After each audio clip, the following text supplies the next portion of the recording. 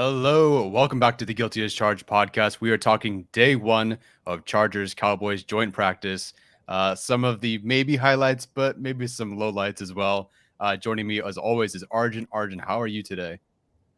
Doing good. Woke up to possibly the best news of the summer so far, which is Derwin James's extension, and excited to be out, see some live football again for probably what is the last time in a couple weeks until I go back to Michigan. So excited to do this. Yeah, well wishes on the way back, safe travels and whatnot. So let's get into this practice. We'll get into the Derwin James contract thing later. You and I will reunite with the guys 4 hours from when we're recording right now. So we'll see you guys in a bit. For now, just Chargers Cowboys.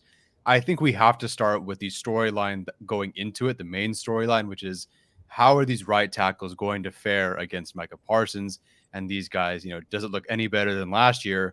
Where Norton gave up 9 pressures, 1 sacks, or whatever it was. Wasn't great last year. Arjun, how was it today?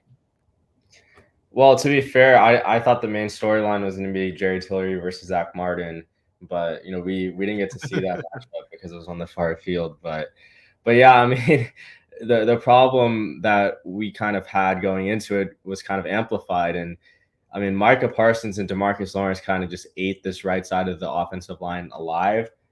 Tyler posted all of the offensive lineman charting I did on Twitter, just like I just charted if they won or lost the rep in the one-on-ones. And I mean, looking at right tackle specifically, Pipkins went 1-3, so 1 win, 3 losses. Norton was 1-1.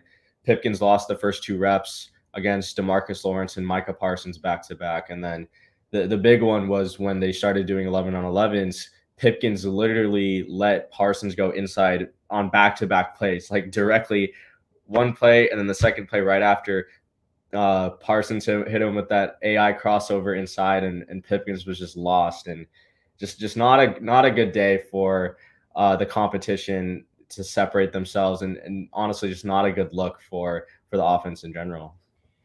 Yeah, offense in general wasn't great, and we'll get to that in just a sec. As far as Pipkins goes, and I guess Norton. So for reference, Norton was the second guy out there, so he was Mhm. not facing Micah Parsons as much. Maybe during 1v1s he did, but otherwise it was mostly Pipkins versus the first team defense out there, and on our side was first team offense versus first team defense. And yeah, Pipkins wasn't great. It's tough to evaluate him when I'm watching live because if he's with the first team, then he's either facing Joey Bosa and Khalil Mack in practice, or today he's facing Micah Parsons. Those are guys are top 10 edge rushers. So I suppose it's difficult to judge him overall because we don't have a full season of some of the best, some of the middle, some of the worst edge rushers. It's literally just the best guys. But right now, the best guys are getting the best of Trey Pipkins, and he did have some wins for sure. Like there were some wins in there. Arjun did record and tweet out a win that he had, but it was few and far between. So I guess as far as that position group goes, I'm assuming Norton starts tomorrow and Pipkins will be the second guy up. What's kind of your concern level after watching what happened today? On the offensive line, I mean, I definitely think it's kind of a concern that the Cowboys D line was putting in some work against them. I think, especially the right side of the offense line was a little bit shaky. Just looking at tackle, it's really tough to like watch Slater and Filer and them. Like I have some videos, so I might have to go back and rewatch and just look at the offensive line specifically. But when we looked at the one-on-ones, I mean, Slater was just stonewalling everyone. Filer had Mm-hmm. 2 really good reps. Zion won both of his reps that I Mm-hmm. recorded. So and Sawyer had 2 pretty good reps also. So I think at the end of the day, it's like I don't want to say it's a work in progress, but I think outside of right tackle, I'm feeling okay about the offensive line. But obviously, right tackle is still the biggest need, and the offensive line in general was kind of off with Justin Herbert in terms Mm-hmm. of like the snap counts, which you can talk a little bit about like the false starts and things like that. Yeah, it seemed like today, especially because this is really the first live action I've seen Herbert have. It seemed like they were trying to go for different kinds of counts or a hurry up offense. Seems like things were a little bit different today, different than I'm used to seeing from Herbert in regular practices. So it seemed like they were trying different things out. Unfortunately, there were maybe 5 or 6 false starts, maybe 4 of them with first team, another couple with the second and third team. It wasn't a clean operation by any means. So definitely not great there. Did it seem like Herbert was kind of trying different things at the line of scrimmage to you? Yeah, no, it was a positive thing to see Herbert kind of try to manipulate the snap count while he was at the lines. That's something that he said in his press conferences that since he's become more confident with the offense, with the continuity, he's able to do.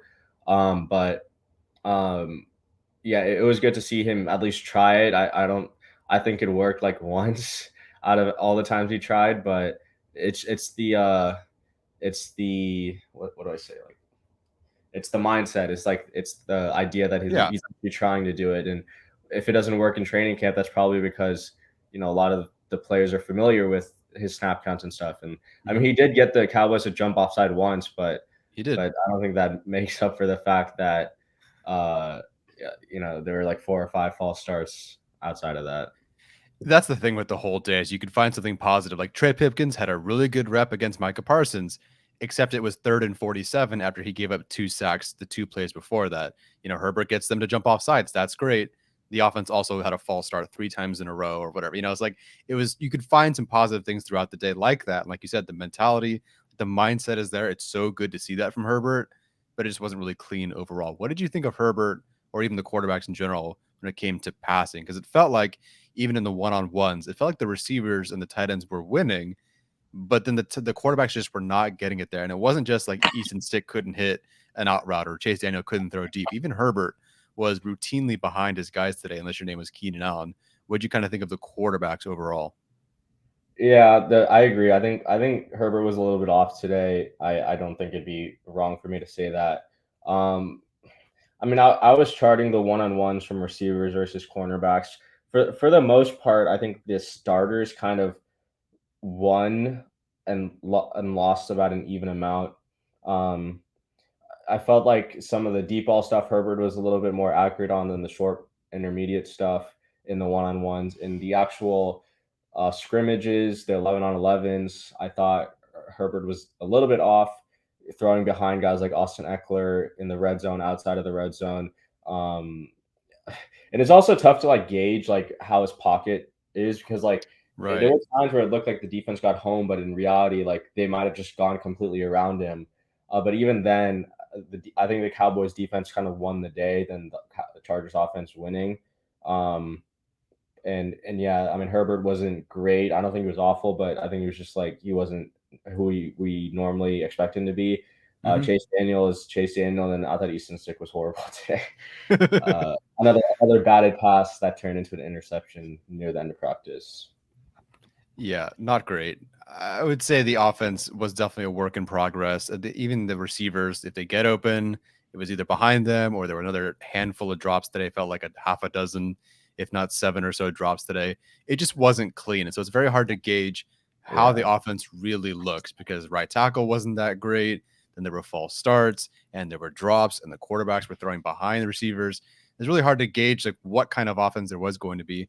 I will say what definitely did not work was anything near the line of scrimmage. If they tried a DeAndre Carter handoff, didn't work. If they tried rushing up Mhm. the middle, didn't work. If they tried a screen, I don't believe anything worked. It just seemed like the Cowboys were prepared for that, but then you try to push it downfield and it's a drop or it's behind. It just really was Yeah. not really clicking today. So that's enough negative stuff. I think again, we couldn't watch the defense. It actually sounds like the defense did really well today based on what everyone's reporting. Apparently, Khalil Mack had a fantastic pressure against Tyron Smith. So Mhm. Mack looked great. Apparently, Sebastian Joseph Day looked great. Apparently, Michael Davis had a couple of interceptions.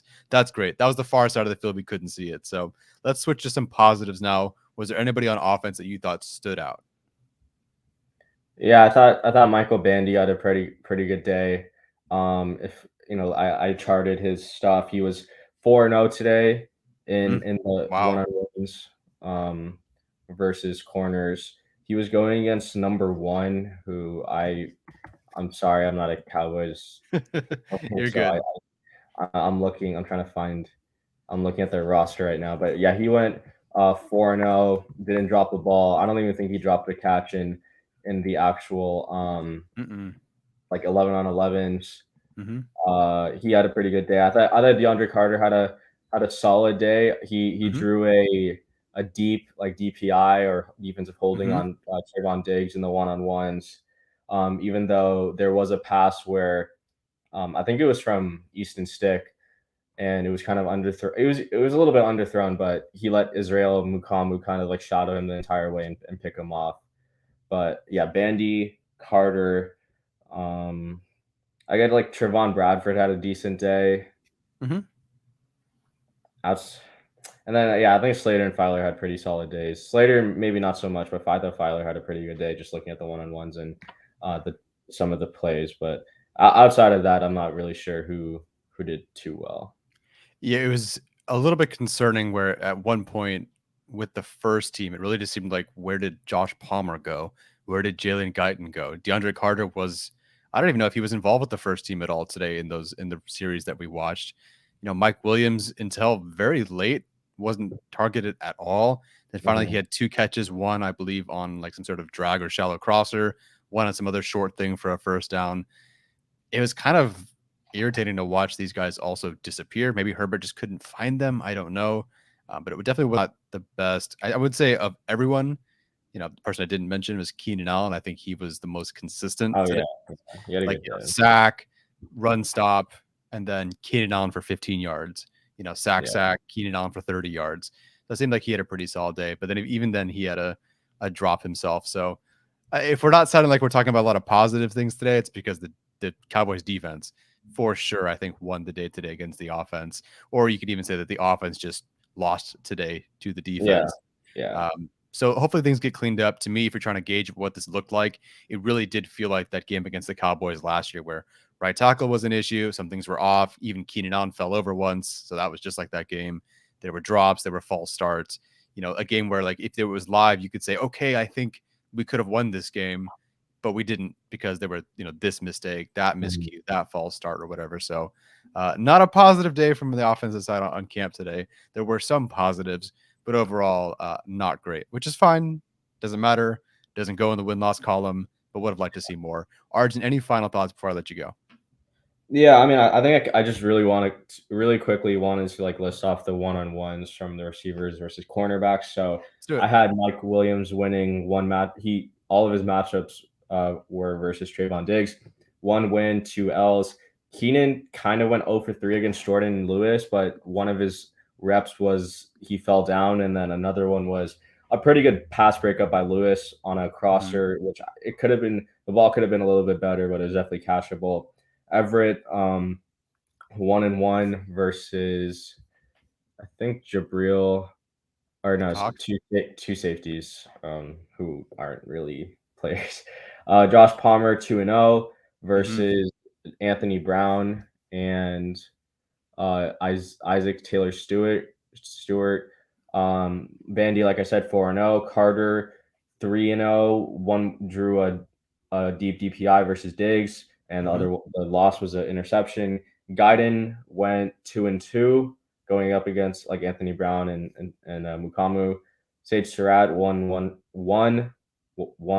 rep. Bradford 2-0, and then Neighbors 1-0. I don't think McKitty went in the one-on-ones if I'm not mistaken. Parham was sitting out, so it was Hmm. really the Gerald Everett show at tight end, um and yeah, that was just the one-on-ones, and I wanted to get those stats out there for some people. Yeah, appreciate it. Just because we're thinking about it and you already have it in front of you, can you just roll again through the offensive line pressure stats? Yeah, offensive line. You can find this on Tyler's Twitter also, but Slater 2-0, Filer 2-0, Zion 2-0, Pipkins 1-3, Norden 1-1, Sawyer 2-0, Hunter 1-1, Hymas 0-2, Clapp 1-2, Foster Sorrell 1-1. I didn't chart some of the other players just because I wasn't paying attention. I was looking at the Yeah. other field just to see if I can find anything. But these are just from the one-on-one reps that happened before the 11-on-11 series. So those are the offensive line stats. Yeah, and thank you for keeping track of that. They had both the one-on-ones receivers DBs and the one-on-ones O line D line next to each other, so it's very hard to watch back and forth. But we tried our best. All right, that is it. I will not be recording tomorrow. I'll be there at the practice, and so will Arjun. But I won't be able to record. Arjun might be able to record something, but we'll see. But that's about it. That's it from us today. Take care.